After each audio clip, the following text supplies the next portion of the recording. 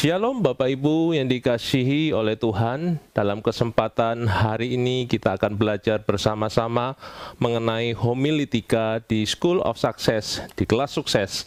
Bapak Ibu yang dikasihi oleh Tuhan, apakah itu homiletika? Kalau kita mempelajari homiletika, kata homiletika itu berasal dari kata Yunani, yaitu memakai kata homilia. Homilia itu artinya adalah sebuah percakapan, perbincangan, atau sebuah penyampaian mengenai kebenaran firman Tuhan, bagaimana menyampaikan firman Tuhan dengan baik dan benar.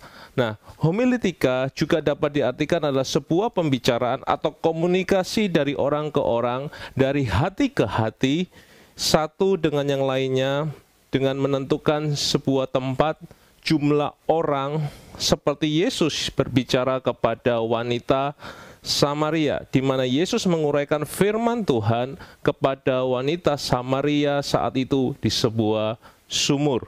Saudara, bagaimana manusia, bagaimana orang lain bisa mendengarkan firman Tuhan adalah tanggung jawab bagi saya dan saudara. Kita adalah murid-murid Yesus, kita adalah pemberita-pemberita kebenaran Yesus. Bagaimana orang bisa tahu tentang Yesus adalah lewat saya, lewat saudara. Nah, homiletika seringkali diartikan sebagai ilmu untuk mempelajari sebuah khotbah. Bagaimana saya dan saudara bisa berkhotbah dengan baik dan benar. Nah, saudara, berkhotbah adalah salah satu cara bagaimana saya, saudara bisa menyampaikan kebenaran firman Tuhan. Nah, tetapi kalau kita melihat sebuah presentasi di dalam khotbah, 70% kebenaran dan prinsip-prinsip firman Tuhan yang haruslah disampaikan. Dan 20% itu adalah berupa kesaksian, berupa ilustrasi, berupa tindakan aplikatif sehari-hari, saudara. Nah, 10%-nya apa, saudara? 10%-nya adalah icebreaker, humor, atau cerita lucu. Nah, atau kegiatan interaktif dengan jemaat, dengan pendengar, audiens, saudara. Nah, karena itu, saudara, sebuah khotbah tidak boleh terlepas dari homiletika, yaitu sesuatu yang berisikan karya penyelamatan di dalam Yesus Kristus. Keselamatan hanya oleh karena anugerah. Hikmat Yesus mendidik dalam iman, kemudian murid Kristus melayani Kristus. Kasih karunia, berkat Tuhan, kematian dan kehidupan kekal di sorga. Nah, saudara, ada beberapa hal yang perlu saya dan saudara perhatikan di dalam sebuah khotbah. Tentunya yang pertama yaitu konten, isi sebuah khotbah. Nah, dalam berkhotbah, hal yang terpenting dari lamanya waktu penyampaian dan cara penyampaian si pembicara atau si pengkhotbah adalah isi. Sesuatu dikatakan berbobot, sesuatu dia katakan mengandung firman Tuhan adalah isinya, saudara, kontennya.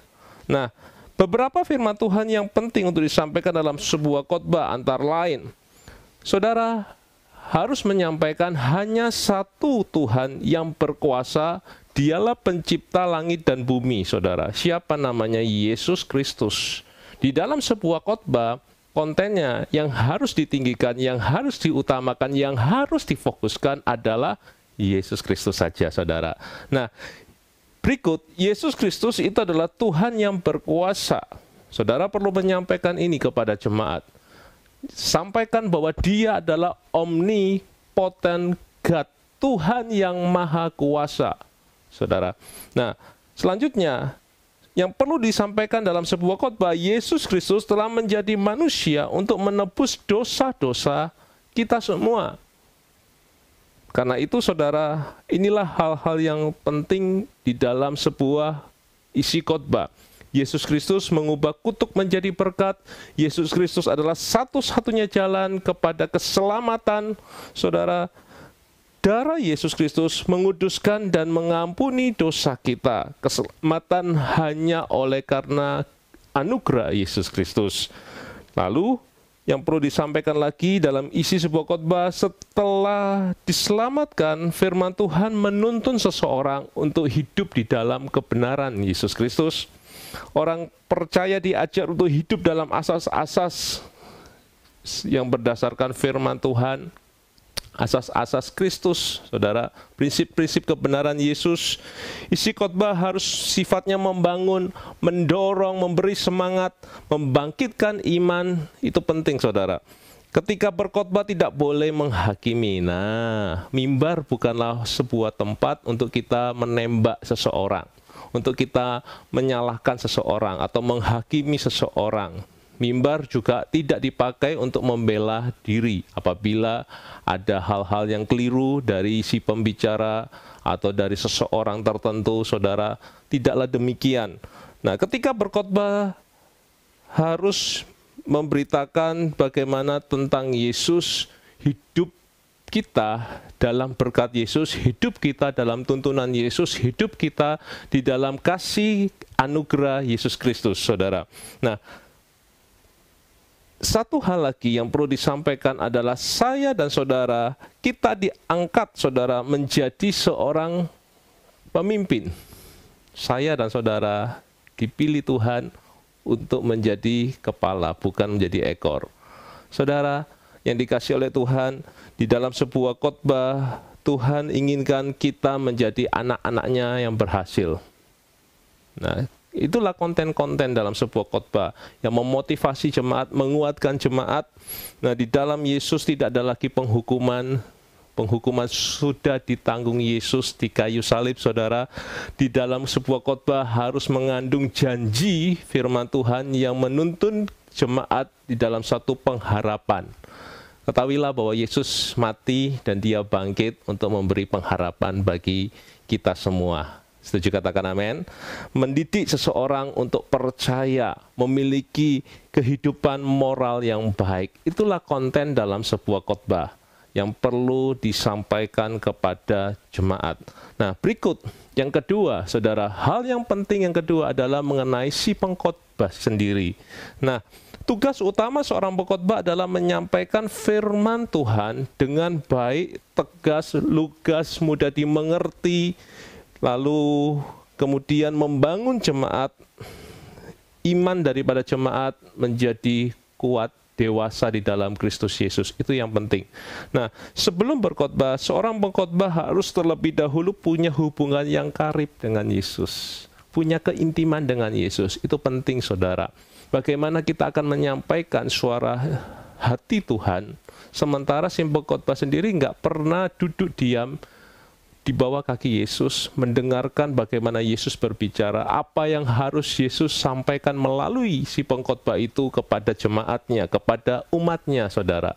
Nah, seorang pembicara perlu punya jam doa pribadi. Nah, karena itu, saudara, saya mendorong setiap kita, anak-anaknya, mungkin saudara belum menjadi seorang pengkhotbah, lalu saudara mungkin beralasan, nah, saya kan bukan pengkhotbah, karena itu saya nggak harus dong punya jam doa pribadi. Tidak. Semua kita yang disebut anak-anaknya harus punya hubungan pribadi dengan Bapaknya. Sebab kita percaya bahwa dialah Bapa Yahweh yang terbaik bagi kita semua. Amin. Nah, karena itu, saudara, kehidupan seorang pengkhotbah di dalam sebuah khotbah itu juga ada kaitannya. Bukan hanya sekedar jagonya berbicara, jagonya menyampaikan firman Tuhan, tetapi ada hubungannya dengan kehidupan keseharian si pengkhotbah. Jago khotbah 45 menit atau 40 menit, 30 menit di atas mimbar, saudara, dibandingkan dengan kita turun dari mimbar, jemaat lebih percaya dari apa yang mereka lihat daripada apa yang si pengkhotbah itu ucapkan. Nah, karena itu penting apa yang kita sampaikan dengan apa yang kita lakukan itu adalah sama. Seorang pengkhotbah harus memiliki integritas, sehingga apa yang disampaikan dengan apa yang dia lakukan itu sama, saudara. Nah, Seorang pengkhotbah bukan hanya dituntut untuk dapat menyampaikan firman Tuhan dengan baik, tetapi bisa mengaplikasikan firman Tuhan itu di dalam kehidupan sehari-harinya, secara khusus di dalam keluarganya.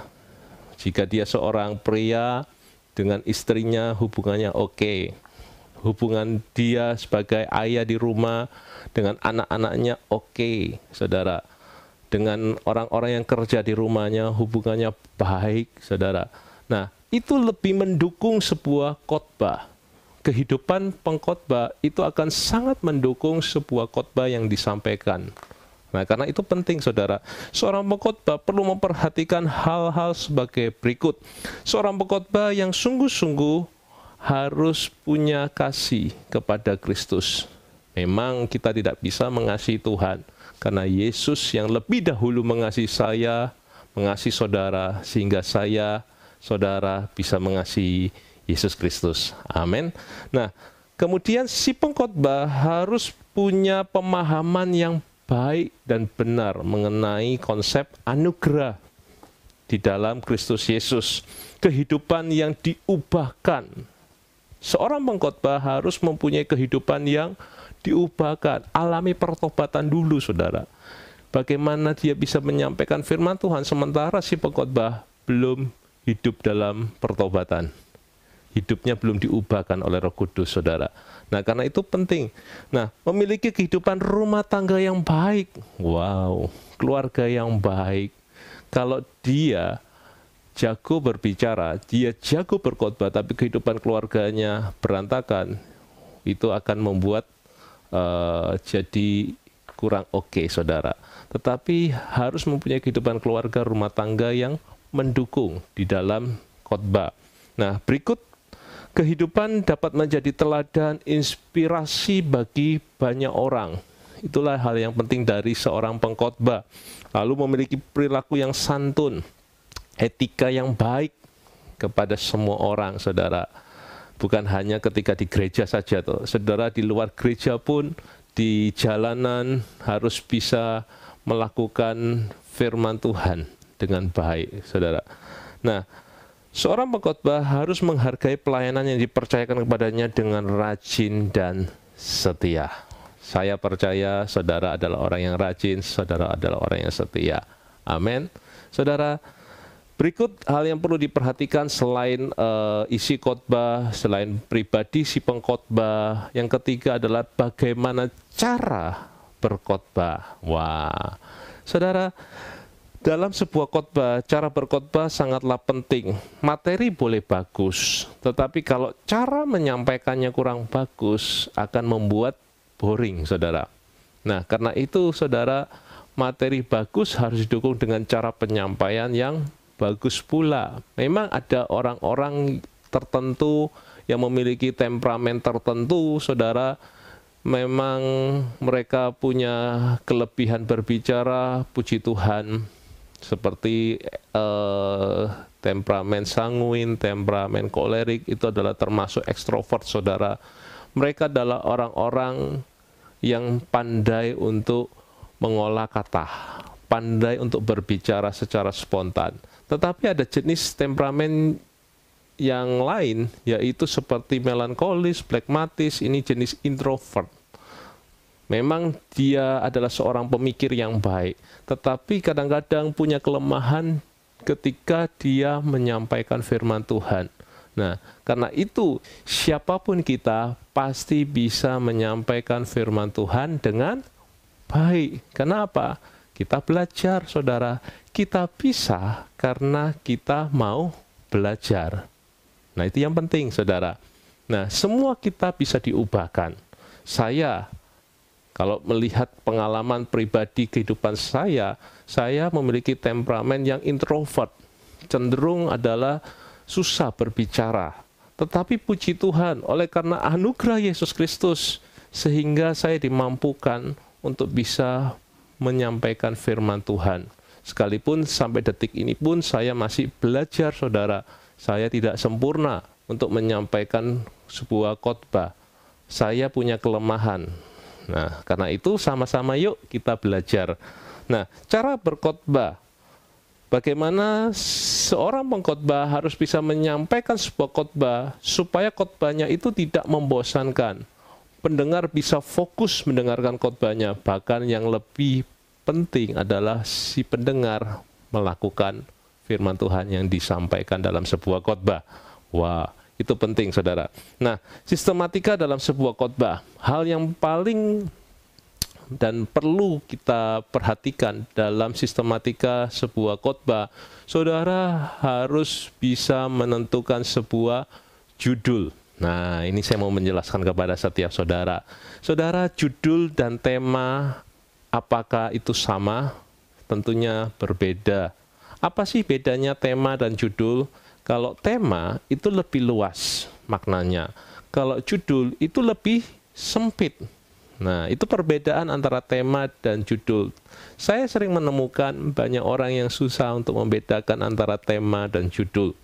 Tema dianggap judul, judul dianggap tema. Tidak, saudara, berbeda.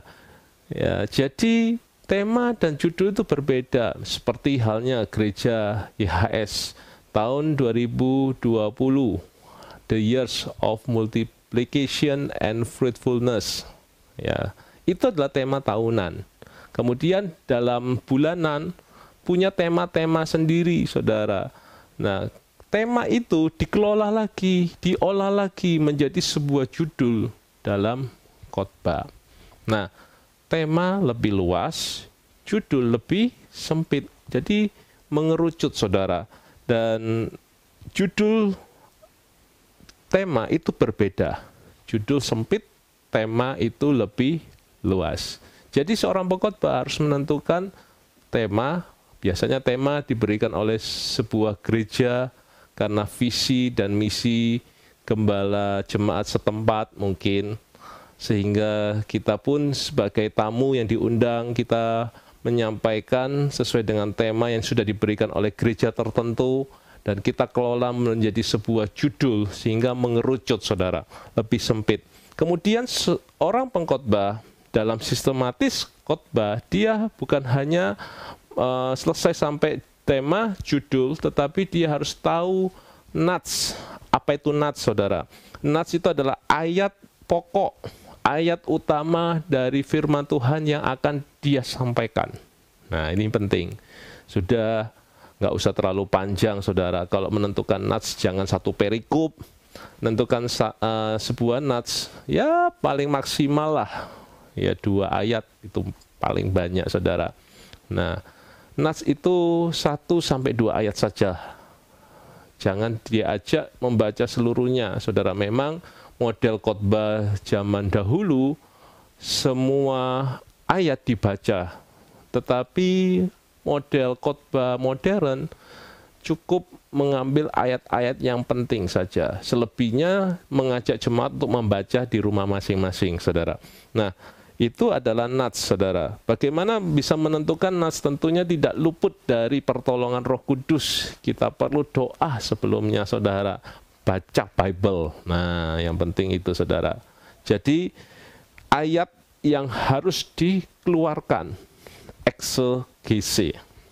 Firman Tuhan, ayat yang dikeluarkan oleh si pengkhotbah untuk disampaikan kepada jemaat.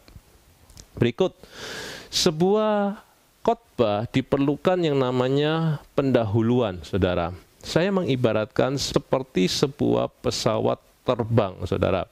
Nah, pesawat terbang, khususnya di Indonesia, selalu punya landasan. Sebelum pesawat itu akan terbang, dia harus berjalan, rodanya menyentuh darat, saudara. Ini di Indonesia, saudara. Bukan di film, saudara, atau di luar negeri. Di luar negeri mungkin lebih canggih, saudara. Nah, kalau di Indonesia, pesawatnya harus melaju terlebih dahulu, rodanya menyentuh darat, berjalan dalam kecepatan tertentu, dalam jarak tertentu, dalam waktu tertentu, menit tertentu, saudara. Sehingga pesawat itu bisa take off dengan baik. Nah, pendahuluan itu digambarkan seperti landasan bandara, saudara. Sebelum pesawat meninggalkan bandara. Ya, perlu pesawat itu berjalan terlebih dahulu. Pendahuluan dalam sebuah khotbah bukan hal yang memberatkan jemaat. Pendahuluan pada umumnya adalah berisi pengetahuan umum, hal-hal yang kita ketahui, hal-hal yang lagi ngetren hari-hari ini, lagi booming beritanya hari-hari ini. Biasanya perlu disampaikan di dalam sebuah pendahuluan. Saudara bisa menyampaikan pendahuluan berupa perkenalan diri, bisa saudara. Tetapi saran saya jangan sampai terkesan basa-basi, sampai akhirnya jemaat jadi ilfil. Kesan pertama tidak menggoda. Nah, buatlah sebuah khotbah, kesan pertama itu menggoda, selanjutnya terserah Anda. Nah, karena itu saudara, tujuan pendahuluan adalah membuat suasana menjadi cair di awal sebuah khotbah. Pendahuluan jangan terlalu lama, paling lama itu 5 menit, itu sudah paling lama saudara. Kalau bisa lebih, singkat lagi, lebih kurang dari 5 menit, jauh lebih oke saudara. Nah, seorang pengkhotbah di dalam memulai khotbahnya, sebuah perkataan, statement menarik, lucu, yang update, penting disampaikan saudara. Jadi membuat kesan yang menarik di awal sebuah khotbah. Nah, itu mengenai pendahuluan. Nah, berikut yang keempat, yaitu tentang isi khotbah. Dalam sistematika khotbah, tentunya yang perlu diperhatikan adalah konten, isi dari sebuah khotbah. Sebelum masuk isi dari pendahuluan menuju ke isi, kita akan menemukan istilah preposisi. Ya, ada kalimat preposisi, misalkan ada 3K di dalam keselamatan Yesus Kristus. Perbuatan yang Yesus lakukan, ada 3K. Nah, misalkan seperti itu saudara. Apa? Kasih. Karena begitu besar kasih Yahweh akan dunia ini, sehingga ia mengaruniakan anaknya yang tunggal, supaya setiap yang percaya kepadanya tidak binasa, melainkan beroleh hidup yang kekal. Misalkan seperti itu. K yang pertama adalah kasih yang Yesus kerjakan di dalam keselamatan. Semua tentang kasih. Yang berikut apa? Yesus mau mati. K yang kedua adalah kematian. Wah. Lalu yang ketiga, K yaitu kebangkitan. Mengandung unsur harapan. Ada pengharapan. Kasih, kematian, kebangkitan. Misalkan seperti itu, ada 3K. Apa yang Yesus sudah kerjakan dalam karya keselamatan. Yaitu karena kasih, karena kematian, karena kebangkitan, sehingga semuanya menjadi karya Kristus yang lengkap untuk menyelamatkan kita, anak-anaknya yang luar biasa, yang dicintai oleh Yesus Kristus. Amin. Nah, berikut saudara, kalau kita masuk di isi, kita akan menemukan beberapa hal di dalam isi khotbah, yaitu tentunya didukung oleh ayat. Pemilihan nats atau ayat firman Tuhan. Sebagai pengkhotbah hendaknya memilih ayat yang tepat, mempelajari konteks dari ayat tersebut. Jangan sampai mengambil ayat tapi keluar dari konteks. Nah, itu akan menjadi alegori, saudara. Sesuatu yang keliru. Ya, dianggap benar tetapi salah. Nah, menentukan poin-poin dari isi khotbah. Ada kalimat-kalimat poin yang ditentukan. Misalkan tadi, seperti tadi, 3K dalam karya penyelamatan Yesus. K yang pertama adalah kasih. Nah, ini poin 1, kasih. Ayatnya apa? Poin kedua, tadi kematian Yesus. Ayatnya apa? Harus didukung ayat. Lalu poin yang ketiga, misalkan kebangkitan. Ayatnya apa? Harus didukung ayat, saudara. Nah, ini yang dimaksud poin-poin dalam sebuah khotbah. Nah, di dalam isi khotbah harus mengandung unsur pengajaran, memiliki meaning, makna di dalam poin khotbah, saudara. Pengajaran atau pemaknaan sesuatu yang penting dari isi khotbah, sehingga pengajaran yang baik, maka khotbah akan memberikan makna bagi pertumbuhan jemaat. Nah, karena itu, saudara,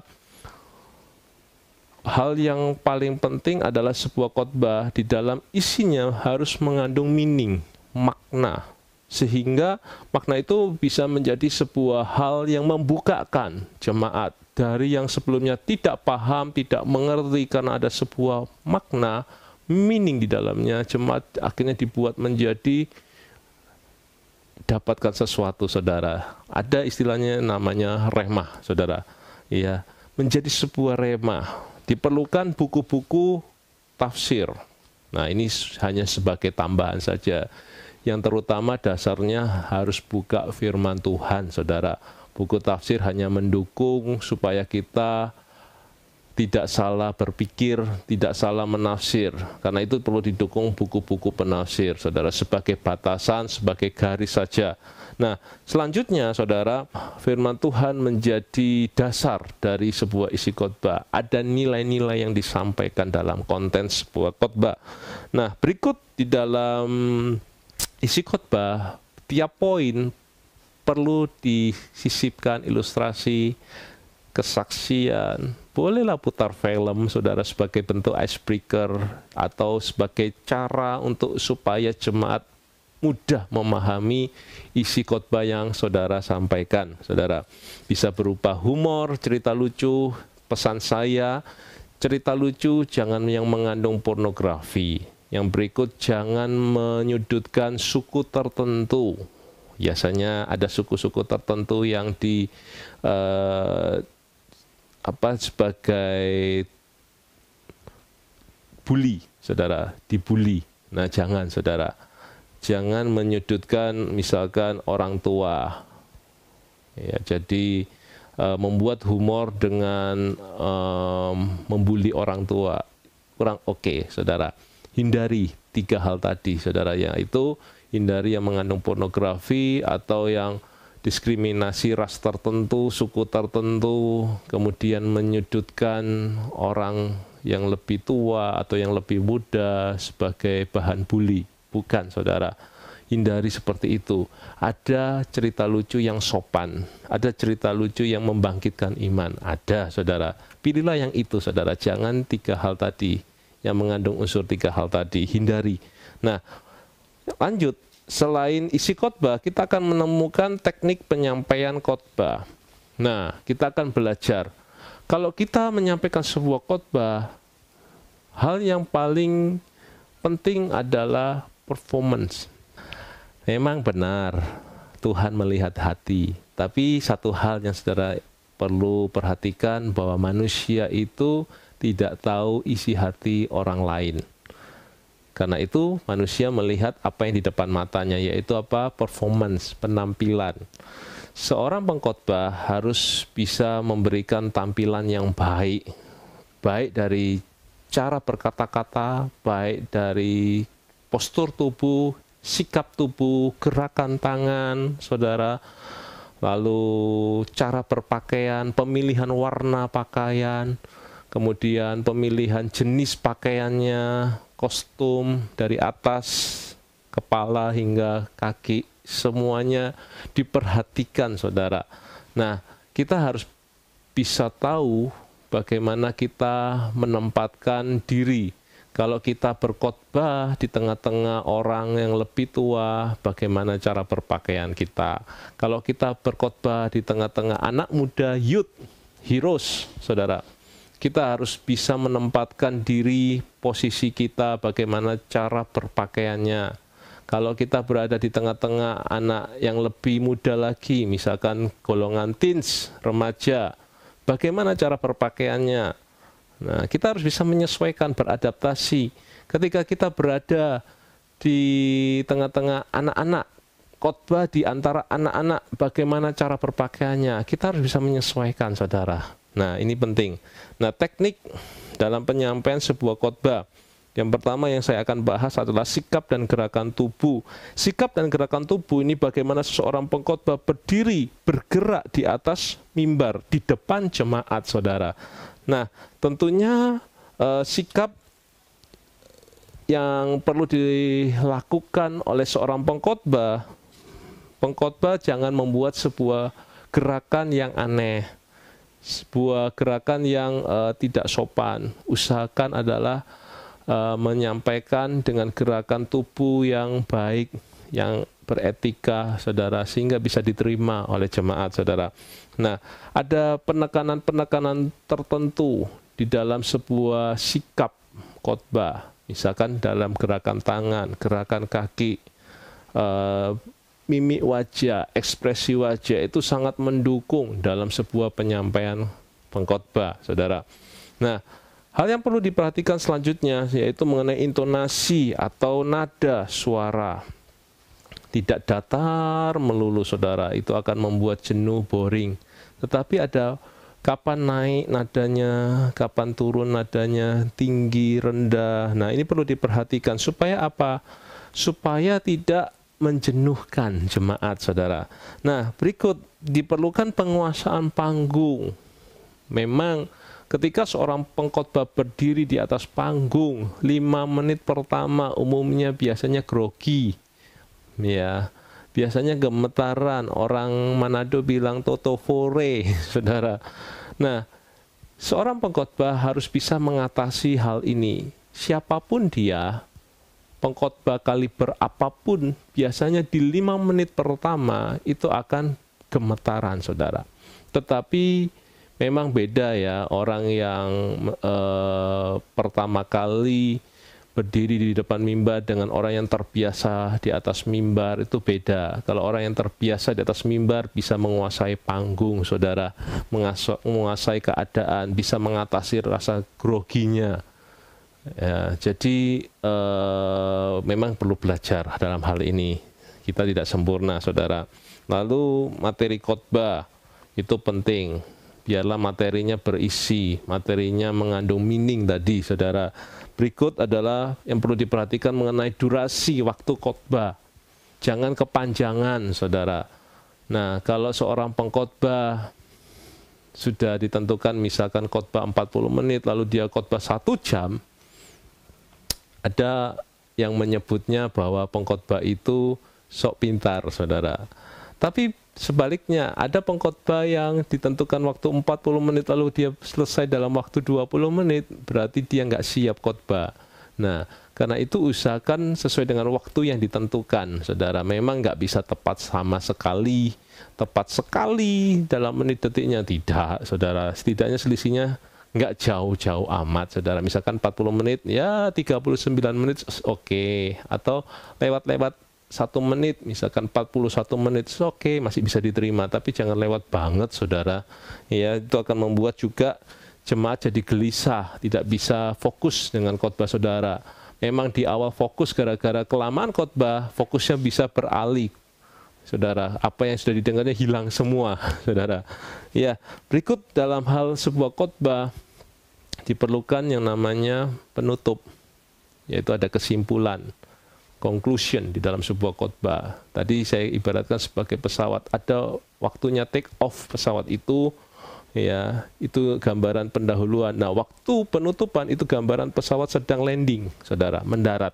Harus mendarat dengan baik. Banyak pengkhotbah bisa take off dengan baik, tapi seringkali gagal ketika landing. Ya, biarlah saudara, ayo kita sama-sama belajar. Hal-hal yang menjadi penunjang sebuah khotbah. Harus memiliki jam doa pribadi, keintiman dengan Tuhan, yang pertama. Yang kedua, meminta hikmat, pengurapan dari Roh Kudus, tuntunan dari Roh Kudus, saudara. Kita tahu kita tidak dapat berjalan sendiri tanpa Roh Kudus. Kita perlu tuntunan Yesus Kristus, amin. Yang ketiga adalah bisa menguasai sistematika dalam khotbah.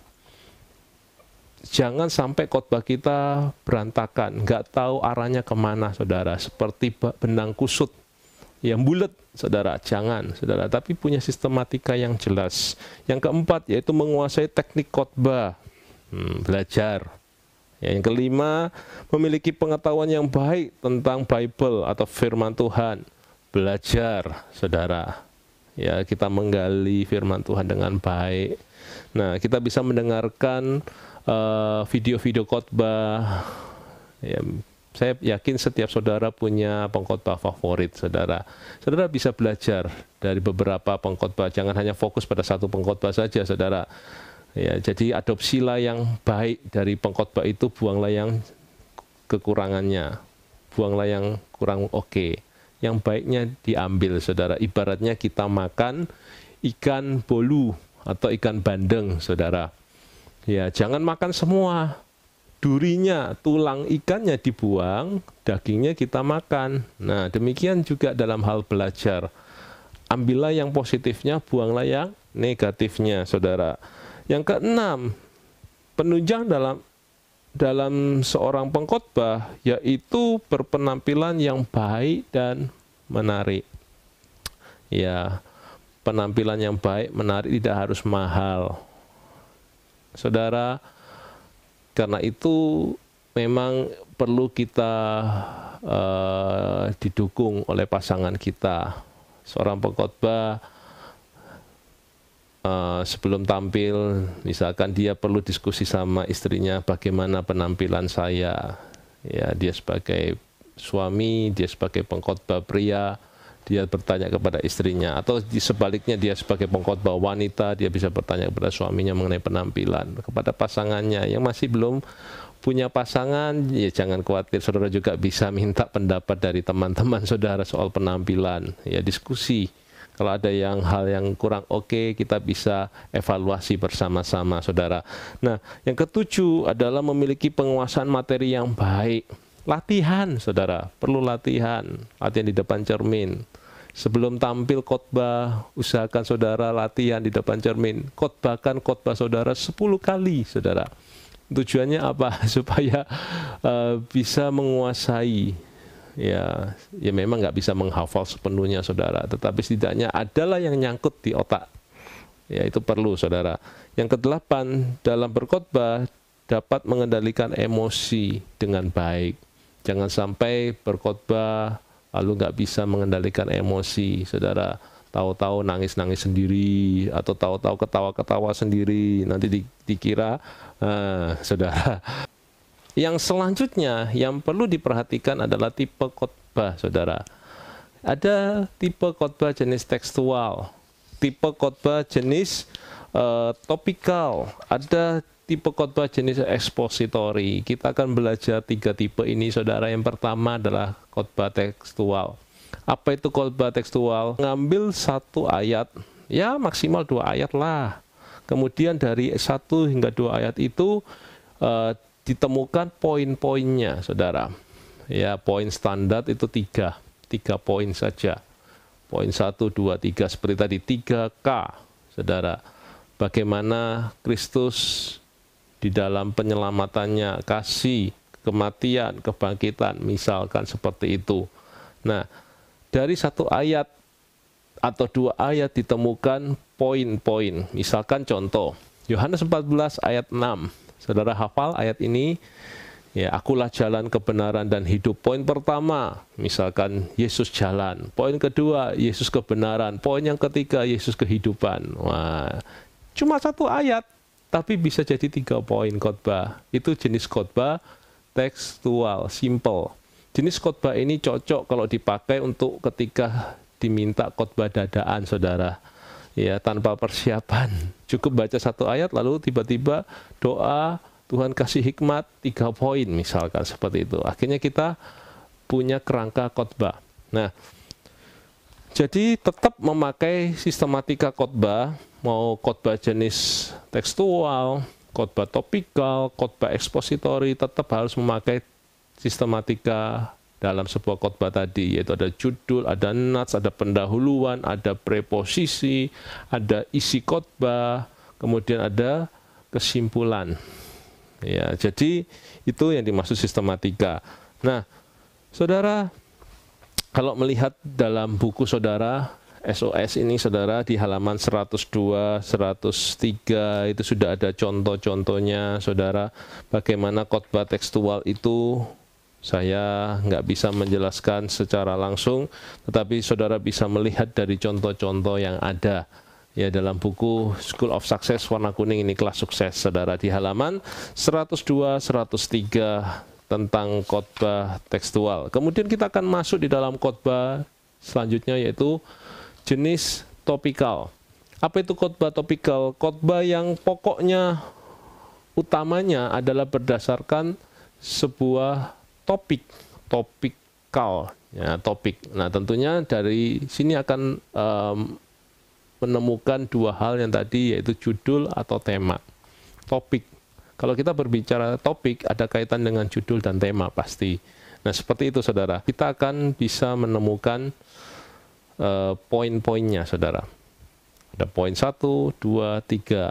Nah, lalu didukung oleh ayat. Masing-masing poin ingat harus didukung oleh ayat tertentu saudara. Ya. Nah, dalam khotbah topikal ini adalah bisa mengambil ayat. Misalkan poin 1 dia diambil dari Matius pasal 12 ayat ke-10 misalkan. Poin kedua diambil dari kitab Wahyu pasal 3 ayat yang ke-3 misal. Poin ketiga kita bisa mengambil dari Efesus 5 ayat 2 misal seperti itu saudara. Jadi tiap-tiap poin itu ayatnya bisa diambil dari ayat-ayat yang berbeda pada konteks yang berbeda masing-masing poinnya saudara. Memang khotbah jenis ini rawan, sangat rawan. Rawan apa saudara? Rawan untuk keluar dari konteks, rawan untuk menjadi alegori. Apa itu alegori? Ya, penafsiran yang keliru, saudara. Istilahnya adalah cocok logi. Ya. Apa yang ada di pikiran kita dicocokkan sesuai dengan firman Tuhan. Yang benar itu adalah apa yang dari firman Tuhan itu dikeluarkan dan kita kelola saudara dengan baik. Itu yang benar saudara, namanya eksegese, bukan eisegese. Eksegese itu ada apa yang dalam pikiran kita dicocokkan dengan Bible. Itu nggak oke saudara. Yaitu yang namanya alegori. Dan saudara juga akan menemukan judul, tema, kemudian nats, pendahuluan, contoh-contoh khotbah topikal itu di halaman 104-105 saudara. Saudara akan bisa menemukan di sini, di buku ini saudara.